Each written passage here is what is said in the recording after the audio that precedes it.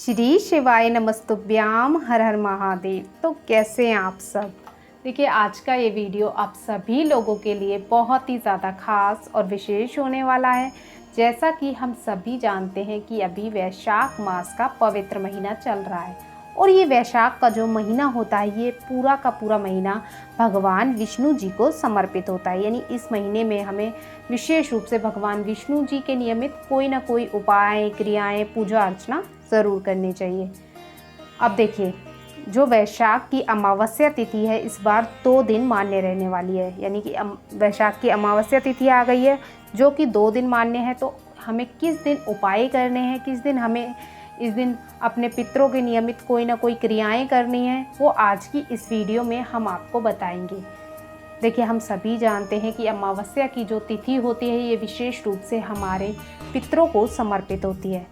यानी कि हम अगर अपने पितरों के नियमित इस अमावस्या तिथि पर कुछ भी करते हैं ना, कुछ भी उनके लिए क्रियाएं करते हैं, श्राद्ध करते हैं, तर्पण करते हैं, तो इससे क्या होता है, हमारे जो पितृ होते हैं ना वो प्रसन्न होते हैं। और जब हमारे पितृ हमारे जीवन में प्रसन्न होते हैं तो हमारे जीवन की आधी परेशानियां तो वैसे ही समाप्त हो जाती हैं। इसीलिए हमारे पितरों का जो है ना प्रसन्न होना बहुत ज़रूरी है। और इसीलिए हमें अमावस्या तिथि पर अपने पितरों के नियमित कोई ना कोई उपाय, क्रियाएं ज़रूर करनी चाहिए। हर महीने में एक अमावस्या तिथि ज़रूर आती है, तो हर अमावस्या तिथि पर हमें अपने पितरों को विशेष रूप से याद ज़रूर करना चाहिए। तो आज की इस वीडियो में जो उपाय हम आपको बताएंगे, ये उपाय हमने पूज्य गुरुदेव की ही कथाओं को सुन करके, समझ करके आप सभी को समझाने का मैं पूरा प्रयास करूंगी। लेकिन उससे पहले इस वीडियो को ज़रूर लाइक करें और यदि आप भगवान शिव के सच्चे भक्त हैं तो चैनल को ज़रूर सब्सक्राइब करें। तो देखिए, अब हम जान लेते हैं कि इस दिन हमें उपाय किस प्रकार से करना है और जो अमावस्या तिथि है वो प्रारंभ कब हो रही है। देखिए, पंचांग के अनुसार अमावस्या तिथि जो है ना वो 7 मई की सुबह 11:40 पर शुरू हो जाएगी। ठीक है ना, यानी आज ये 11:40 पर जो ये तिथि है इसकी शुरुआत हो गई है और इस तिथि का जो समापन है ये कल 8 मई की सुबह 8:51 पर होगा। तो देखिए, उदय तिथि के अनुसार देखा जाए तो जो अमावस्या तिथि है ना ये मान्य होगी 8 तारीख को। तो इस दिन हमें अपने पितरों के नियमित जो है ना कोई भी उपाय, क्रियाएं हमें इस दिन करनी है।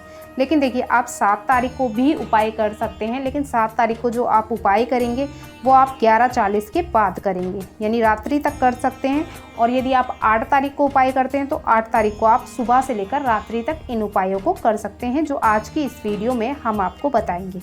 तो देखिए, अब हम जान लेते हैं कि हमें इस दिन उपाय किस प्रकार से करना है और क्या क्या सामग्री का हमें प्रयोग करना है।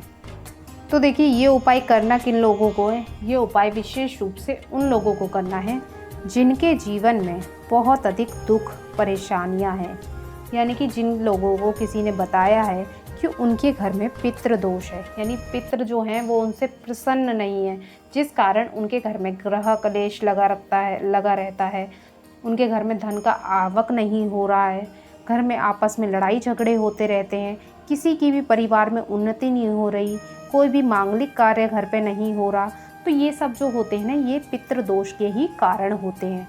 तो अपने पितरों को आपको प्रसन्न करने के लिए, पितरों का आशीर्वाद प्राप्त करने के लिए आपको अपने पितरों के नियमित करना है ये सुंदर सा उपाय। ये सौदा वाला उपाय है, किस प्रकार से करना है आपको ये समझना है। देखिए, इस उपाय के लिए सबसे पहले आपको क्या लेना है, चावल के दाने। तो देखिए, आपको मात्र 1 चावल का दाना ले लेना है। ठीक है ना, 1 चावल का दाना कैसा लेना है, खंडित नहीं होना चाहिए, साबुत आपको 1 चावल का दाना ले लेना है। ठीक है ना, अब आपको चावल के दाने को अपने दाहिने हाथ में रखना है। ठीक है ना, दाहिने हाथ में यानी हथेली के बीचों बीच रखना है। देखिए, वीडियो में हम बताने का प्रयास करेंगे, इस प्रकार से आपको 1 चावल का दाना अपनी हथेली में रख लेना है। ठीक है ना, अब आपको इस हाथ को ऐसे ही हथेली पर चावल के दाने को रख करके आपको इस हाथ को लेकर के ऐसे ही हथेली को आपको चले जाना है जहाँ कहीं भी आपके घर में पीने का पानी रखा है ना, यानी रसोई घर में आरओ सिस्टम है या फिर आपका मटका रखा हुआ है या फिर जिस भी चीज़ में आप अपना पीने का पानी रखते हैं वहाँ पर आपको रसोई घर में पहुँच जाना है। तो अभी आपको क्या करना है, जो आप हथेली में आपने चावल का दाना रख रखा है ना, तो आप अपने रसोई घर में आ गए। तो जो भी पीने का पानी रखा हुआ है ना, अगर आरओ सिस्टम है आपके घर में तो आपको क्या करना है, उससे आपको अपने हाथ को टच कराना है, यानी कि जो आरओ सिस्टम है ना उससे आपको अपनी हथेली को टच कराना है, या फिर आपके घर में मटका है तो मटके से करा लेना है। और आपको जब करा लो उसके पश्चात फिर क्या करना है, आपको इस हाथ को ऐसे ही ले करके आपको अपने पूरे घर में, यानी कि आपको अपने पूरे घर में घूम जाना है, एक एक कमरे में हर जगह आपको घूम जाना है, ओम पितृ देवताय नमः मंत्र का जाप करते हुए, ठीक है ना। और पूरे घर में घूम जाना है अशुद्ध स्थानों को छोड़ करके, ठीक है ना। क्योंकि देखिए हम सभी जानते हैं कि जहाँ पे हमारा पीने का पानी रखा होता है, ये जो जगह होती है, ये जो स्थान होता है, ये विशेष रूप से हमारे पितरों को समर्पित होता है, इसीलिए आपको ये उपाय यहाँ पर करना है, ठीक है ना। तो देखिए आप पूरे घर में घूम गए, अब आपको क्या करना है, आप पूरे घर में घूम गए ना, अब आपको क्या करना है, अब आपको फिर वहीं आ जाना है जहाँ पे आपका पीने का पानी रखा है ना, वहीं आ जाना है।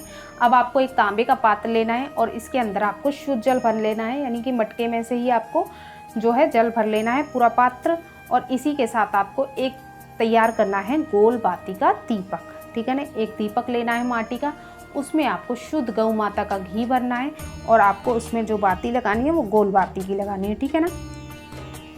तो देखिए अब आपको क्या करना है, ये सारी सामग्री यानी तीनों सामग्री को लेकर के आपको आज के दिन चले जाना है भगवान शिव के मंदिर। तो देखिए आप मंदिर आ गए, तो सबसे पहले आपको क्या करना है, जब आप शिवलिंग के समक्ष आ जाएं, सबसे पहले आपको उत्तरमुखी होकर के खड़े हो जाना है, ठीक है ना, या बैठ जाना है, ठीक है। तो उसके पश्चात आपको क्या करना है, जो आप सामग्री लाए ना उसमें सबसे पहले आपको जो एक तांबे के पात्र के अंदर जो जल लेके आए हैं उसे आपको भगवान शिव के शिवलिंग पर समर्पित कर देना है, श्री शिवाय नमस्तुभ्यम मंत्र का जाप करते हुए, ठीक है ना। पूरा 1 लोटा जल समर्पित कर देना है। तो देखिए अब आपको क्या करना है, जो आप एक चावल का दाना लेके आए थे ना, अब उसको आपको अपने दाहिने हाथ पर रखना है, यानी हथेली पर रखना है। और उसके पश्चात आपको एक शब्द का आपको 5 बार स्मरण करना है, यानी कि आपको हथेली में चावल का दाना रखना है, उसके पश्चात आपको बोलना है स्वधा स्वधा स्वधा स्वधा स्वधा। 5 बार आपको स्वधा मंत्र का जाप करना है। और देखिए हम सभी जानते हैं कि स्वधा जो है ये माता पार्वती जी की नानी का नाम है, जो कि पितृलोक में निवास करती हैं। तो देखिए अब आपको क्या करना है, जो एक चावल का दाना था ना वो अब आपको शिवलिंग के ऊपर रख देना है, ठीक है ना। अपनी कामना को बोल करके, जिस भी कामना को लेकर के आप ये उपाय कर रहे हैं, आपके घर में ग्रह कलेश है ये ख़त्म हो जाए, आपके घर में धन का आवक नहीं हो रहा ये समस्या दूर हो जाए, या फिर आपके जीवन में बहुत अधिक परेशानियां हैं वो समाप्त हो जाए, तो अपने अनुसार आपको महादेव जी से प्रार्थना कर लेनी है और एक ये चावल का दाना शिवलिंग पे समर्पित कर देना है, ठीक है। तो देखिए अब आपको क्या करना है, तो आपने प्रार्थना कर ली, उसके पश्चात जब आप भगवान शिव के मंदिर से जब बाहर निकलेंगे ना, घर की ओर जाएंगे, तो आपको क्या करना है, जो आप एक दीपक लेके आए ना, यह आपको महादेव जी की चौखट पर आपको इस दीपक को आज के दिन प्रज्वलित करके आना है। गोल बाती का दीपक सीधी तरफ करना है आपको, यानी आप मंदिर से निकलोगे तो आपके सीधे हाथ की तरफ आपको इस दीपक को प्रज्वलित कर देना है। और मात्र आपको इस अमावस्या तिथि पर ये सुंदर सा स्वधा वाला उपाय करना है। इस उपाय को करने से निश्चित रूप से यदि आपके घर में यदि किसी भी प्रकार का पितृदोष होगा ना, तो वो निश्चित रूप से जो है समाप्त हो जाएगा, क्योंकि इससे क्या होता है, भगवान शिव की कृपा से आपके जो परेशानियां होती हैं वो तो दूर होती हैं, साथ ही साथ जो आपके पितृ होते हैं ना वो भी इस उपाय को करने से निश्चित रूप से प्रसन्न होते हैं। इसीलिए आपको अपने पितरों का आशीर्वाद प्राप्त करने के लिए और भगवान शिव का आशीर्वाद प्राप्त करने के लिए करना है ये सुंदर सा उपाय। तो आज की इस वीडियो में हमने जो उपाय बताया है, यदि इस उपाय में आपको कुछ भी समझ में ना आए तो कमेंट करके पूछ लें, गलती नहीं करनी। श्री शिवाय नमस्तुभ्याम, हर हर महादेव।